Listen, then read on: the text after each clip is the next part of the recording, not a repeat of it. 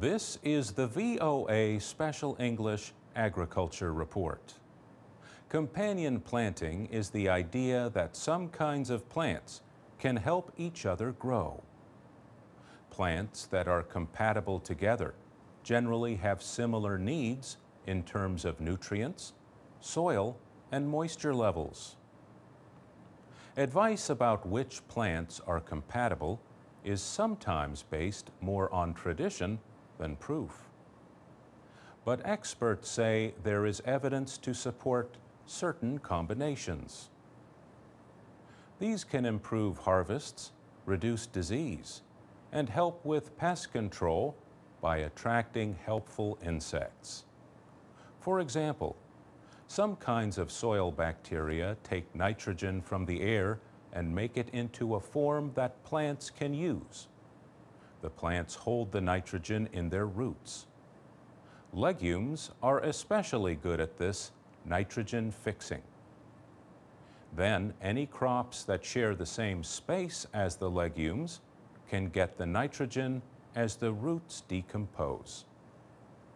Beans and potatoes can also share territory well because their roots reach different levels in the soil.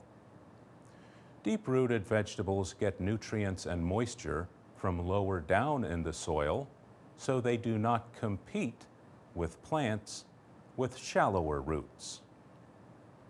But some plants placed together may harm each other's development. For example, tomatoes do not like wet soil, but watercress does. So you would probably want to keep them separated. Some kinds of produce should be kept apart even after being harvested. This is because of ethylene gas. Ethylene is a plant hormone that can cause some foods to ripen too quickly. Apples release ethylene gas. Apricots, melons, and tomatoes also release a lot of ethylene. Some vegetables are easily affected by ethylene, including asparagus, broccoli, cabbage, and cucumbers. This risk of ripening too soon is why markets often separate high ethylene producing foods from those that are sensitive to the gas.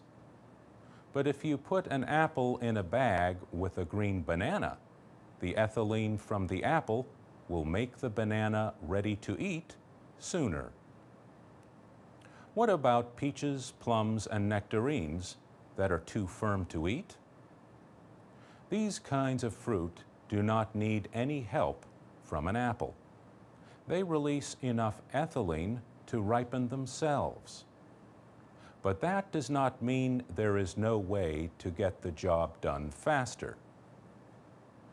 Growers suggest placing the fruit in a fruit bowl or in a paper bag with the top folded over. Keep the fruit at room temperature out of direct sunlight. Once the fruit is soft enough to your liking, it should be either used or refrigerated to keep it from getting too ripe. Yuck. For VOA Special English, I'm Mario Ritter. You can download texts and MP3s of our programs and learn English at voaspecialenglish.com.